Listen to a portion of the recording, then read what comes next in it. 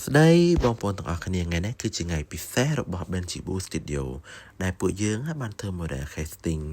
និយាយទៅខ្ញុំសូមអរគុណដល់ក្រុមការងារជាពិសេសមិត្តភ័ក្តិ model ដែលគាត់ជួយណែនាំខ្ញុំបានពួកគាត់នឹងឲ្យបងប្អូនទាំងអស់គ្នាគាត់ support ខ្ញុំច្រើនមែនតើដោយសារតែគាត់ជា model អាជីពស្រាប់និយាយទៅ collection របស់ខ្ញុំឆ្នាំនេះគឺមានឈ្មោះថា Blooming Summer និយាយទៅគឺត្រូវរើស model ណាដែលមុខ sweet បែបកូរ៉េបែបអីអញ្ចឹងណា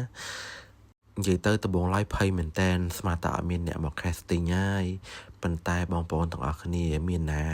អ្នកចូលរួមដល់តែ100អ្នកជាងខ្ញុំពិតជារំភើបមែនតែនហើយអ្វីដែលកាន់តែពិសេសហើយបានដឹងថាសម្រស់បងប្អូនរបស់ខ្មែរយើងគឺស្អាតមែនតែនអត់ចាញ់បរទេសទេ collection របស់ខ្ញុំឆ្នាំនេះមានឈ្មោះថា Blooming Summer ហើយនិយាយទៅសូមអរគុណដល់បង Sabrina ជា sponsorship ដ៏ធំរបស់កម្មវិធីខ្ញុំឆ្នាំនេះ Blooming Summer របស់យើងធ្វើបែបជាលក្ខណៈផ្កាបូករួមជាមួយនឹងការភ្លឺផ្លេកបូករួមជាមួយនឹងការច្នៃប្រឌិតខ្ពស់មែនតើអាចនិយាយបានថា collection នេះ Benjibu collection បាន put a lot of effort មែនតើក្រុមការងាររបស់ពួកយើងគឺដាក់ 100% ចូលតែម្ដង